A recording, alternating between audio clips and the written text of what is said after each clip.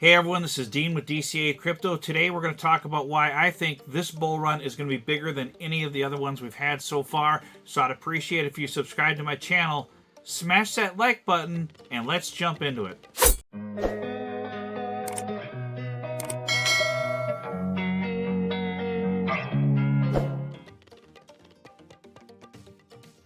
Alright, today we're going to be covering a couple things in this video. Mainly why I think this bull run could be the biggest bull run we've had yet. So let's jump into it here. First, we're going to go over the Bitcoin and crypto market caps here, and then we're going to cover a couple other things. We're at 2.7 trillion. We've crossed that 2.7 trillion mark.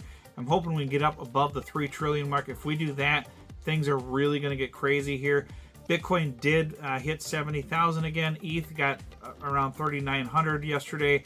So hopefully they can bust above these levels. We need Bitcoin to get up above 70,000 and Ethereum to get up above 4,000. But as long as we're kind of going sideways, this is a possibility that we could go into an alt season here. I want to cover some things in this video that are going to point towards the biggest bull run ever in the history of crypto here. First, I'm going to be covering what Donald Trump said recently. Some of you have already heard of this, or many have already heard of this, but I want to give you my thoughts on this, and I'm going to be covering RFK and a couple other things on this video. Why I think this is going to be the biggest bull run ever. So Donald Trump said this recently about crypto here. And I will also stop Joe Biden's crusade to crush crypto. We're going to stop it. I will ensure that the future of crypto and the future of Bitcoin will be made in the USA, not driven overseas. I will support the right to self-custody to the nation's 50 million crypto holders. I say this with your vote. I will keep Elizabeth Warren and her goons away from your Bitcoin.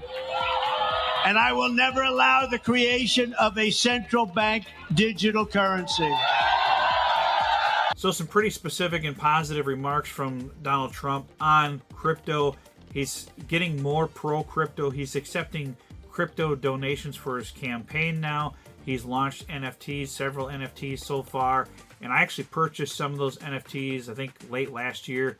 But you can't actually sell them until the end of this year, right after the election. So if he wins, those NFTs could be worth a good amount. I did pick up a few of them. I think they were like $50 each or something like that. Maybe they're a little more than that. But I figured, what the heck, they could do really well, because sometimes, like, his other NFTs did really well for a while there when he first launched them. So I did pick up a few. But if he gets elected, this is going to be very positive for crypto. I want to jump into what RFK has said here recently as well. So RFK Jr. was at this Ethereum event recently, and he's getting very involved in crypto as well. So this is a positive thing if he were to get elected. So we've got two good candidates for crypto in this election out of 3. So let's see what he has to say here. And I'm going to jump around a little bit in this video because there's certain parts I want you to hear. RFK, what brings you to Ethereum Denver? Why are you here? What interests you? My presidential campaign is, one of the priorities for us is transactional freedom, and promoting America as a hub for cryptocurrency innovation, and as an alternative to rebuild the middle class in our country, to end the war economy. Fiat currency is the product of a war economy. It's the way that wars are financed. When wars used to be financed by gold, they would end when the gold ran out. Now they never end, because we can just print money all the time. If we had cryptocurrency as a central part of our monetized economy, it would inject discipline into that process, and it would decrease the chances for war. It's a way to rebuild the middle class, to provide an off-ramp from this monopolistic, globalized banking system. So it's very huge what he's saying here. Basically, he realizes the importance of crypto for financial freedom and for getting the power out of the government's hands and putting it back into the people's hands as far as our finances, stop making the US dollar control and run everything that the government wants it to run. It would put the power back into the people's hands somewhat, and they wouldn't be able to just keep printing money because he's talked about where he's actually said that he would back the US dollar with Bitcoin, and I'm not sure exactly how they would do that, but it'd be interesting to find out and I'd have to, maybe he's talked more about that in detail, but I haven't seen the video on it. But he has some very positive ideas about crypto, and he's very, very optimistic about crypto. So that's very good that we got two good candidates for crypto in this election. And you didn't see any candidates previously in any other elections talking about crypto like this. So crypto is becoming more and more mainstream. I'm already talking to the top people in the crypto industry and about how do you do this? How do you make America the hub of crypto innovation? How do you end the SEC's war on crypto? How do you encourage individual Americans across the board to own crypto to protect themselves as a hedge against inflation? And how do we unravel the Wall Street control of Main Street, of the local economy? Oh, and when I get into the White House, I plan to bring in those people as advisors to figure out how are we going to make how are we going to make crypto as part of the American experience and part of the commitment to in America for freedom. So that's very huge. Both of these candidates are talking very positive about crypto. They're both talking about ending the SEC's war on crypto. They're talking about how they think it's important that people can have self-custody of crypto. They don't like CBDCs, and I don't know if he mentioned anything about CBDCs in this video, but I'm pretty sure he's against CBDCs. He's more for self-custody and basically hedge against inflation with crypto. So these are very positive things. You didn't see this in any other election where any of the candidates were really talking about crypto at all. And now it's becoming some of the mainstream talk of not only our government officials in the House and the Senate, but in the presidential election as well, which is very huge. So as long as Biden doesn't get elected and one of these two gets elected, I think we're going to see some more extremely positive changes for crypto, which would be very bullish because there's a lot of people that don't want to get involved with crypto right now because they're scared of it. They don't know if it's illegal. They don't know if it's a scam. They don't know if they're doing something wrong by using crypto. A lot of people are scared of it. They don't want to touch it. A lot of people don't understand it at all, especially older people. No offense I know some older people do watch my videos, but a lot of older people don't quite understand it. I know people that I know that are older have asked me, well, what is Bitcoin? How does it work? It's like an imaginary thing. How is it actually worth anything? And it's difficult to explain it to people, but once people understand what Bitcoin is and the fact that you can self-custody it, you can move it anywhere, you can send it anywhere instantly, and there's all these things that you can do with Bitcoin that you can't do with traditional commodities like gold or houses or businesses or anything like that. There's so many positive things that you can do with Bitcoin. Sure, there's negative things you can do with Bitcoin. People can send it to fund drugs or sex trafficking or whatever it is, but if they do that, it's all traceable as well. And where fiat, they're using fiat for 99% of it already, and not crypto. Fiat's not traceable for the most part. Cash is not traceable. So that's the main funding mechanism for all these drugs and all the illegal activities out there. Cash is the main financer of that. So the stories about crypto being the preferred currency of all these illegal activities is false, and that's been proven false. So we're finally getting some politicians in the know about crypto and understanding it better. We've got legislators understanding it better, and they're seeing the technology and innovation side of it and the benefits of it, and they understand that it's better than what it was claimed to be years ago, where everybody thought, oh, only scammers and fraudsters and all that use Bitcoin and crypto. Now they're getting the big picture of it and all the technology and advancements with it. So these are some of the things that I think are going to be very bullish for this bull run here. So I'm going to cover the FIT21 bill here. This is HR 4763. FIT21 stands for Financial Innovation and Technology for the 21st Century Act. This is the bill that passed the House recently and will hopefully pass the Senate.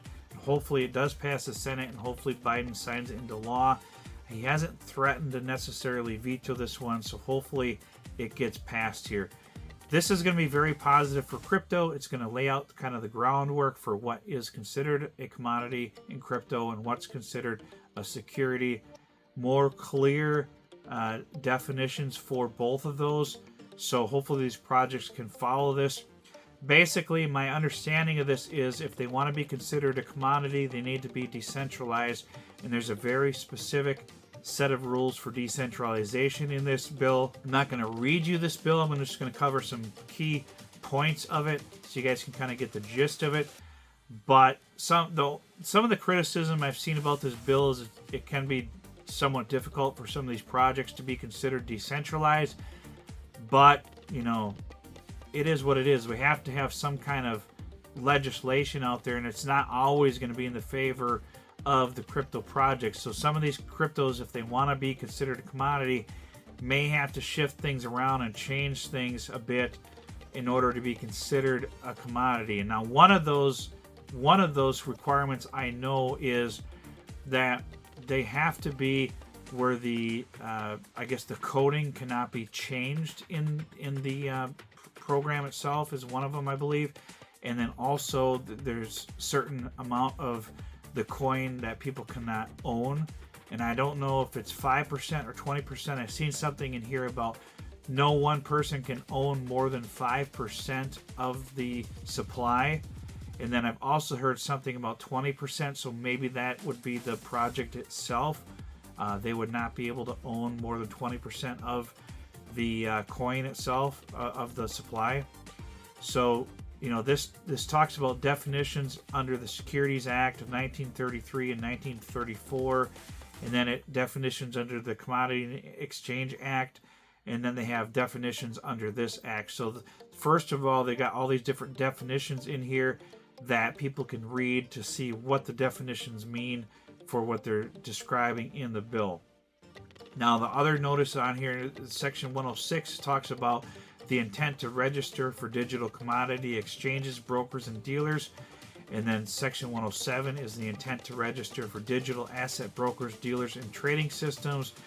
And then 108 is Commodity and Exchange Act savings provisions. And then they have administrative requirements, international harmonization, and implementation here. So basically, they're going to clarify in this bill, the first section of it, Title 1, is how to register for a cryptocurrency project. I'm understanding it, for it to be a commodity or security, how to register as a digital asset broker or exchange, and trading systems. So I don't know if there's probably some clarity in here as far as decentralized exchanges as well. And then they talk about the exempted transactions and investment contract assets and so on in here. Enhanced disclosure requirements, so they're going to have disclosure requirements as a project, certification of certain digital assets. So they will have registration for digital asset trading systems. They'll have requirements for them that they're going to have to abide by.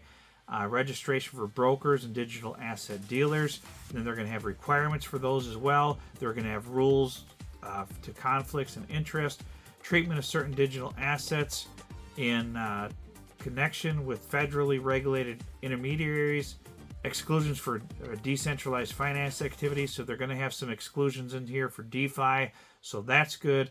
They're going to have registration requirements for digital asset clearing agencies, treatment of custody activities by banking institutions. So they're going to allow banking institutions to custody crypto in here, and they're going to have certain regulations and requirements for that in here as well. So that's good. They mentioned here about trading certification and approval for digital commodities. So that's good. Registration for digital commodity exchanges. registration for regulation, digital commodity brokers and dealers. And so there's lots of good things in here. So they have a study in here for DeFi. They got a study in here for NFTs, non-fungible tokens. They've got a study for financial literacy amongst digital asset holders, study on financial market infrastructure improvements.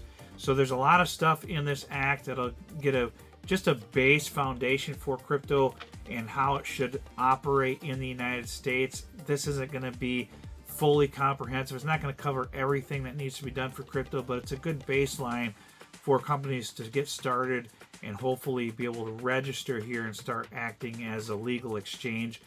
And from what I've heard, this would allow several coins that are not on like Coinbase currently to be sold by Coinbase. So hopefully this will pass, and hopefully Coinbase will be able to register more coins and sell more coins on their platform. That would be really good if that can happen, and that would really help out altcoins because a lot of people use Coinbase because they're comfortable with it, and some of the other exchanges, you know, like Mexi and that, are wanting to do KYC and shut out U.S. customers because of how negative the SEC has been against them recently. So hopefully this passes and things get bullish. But with the presidential candidates both being strong on crypto that are against Biden right now, hopefully one of the two wins this election and gets us into a big bull run with crypto, because they seem to be positive on crypto, and sounds like they're going to squash what the SEC's doing against crypto and hopefully stop it. That could really trigger more people being confident in crypto and companies as well, and more people investing in crypto, and hopefully trigger us into a major bull run like we've never seen before, with all this positive influence and regulation coming into crypto in the United States. So we'll have to see what happens here, but I'm very bullish on what's coming.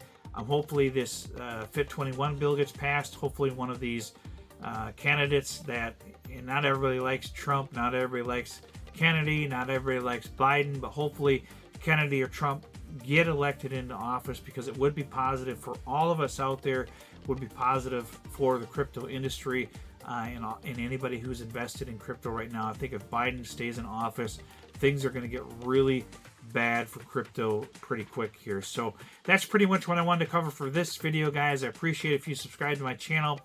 Please hit that like button for the YouTube algorithm. It really helps with the YouTube algorithm and gets my video out to more viewers if you hit the like button. If you want to check out my free Telegram, the link will be in the description below. And don't forget to check out my Discord. That is only $14.99 a month, and I share my trades in there, as well as help people get into crypto projects early before they launch, if you're interested in that. So check out my Discord. That is through Patreon. The link is in the description below, and it'll be in the pinned comment as well. I appreciate it, guys, and we'll see you on the next video.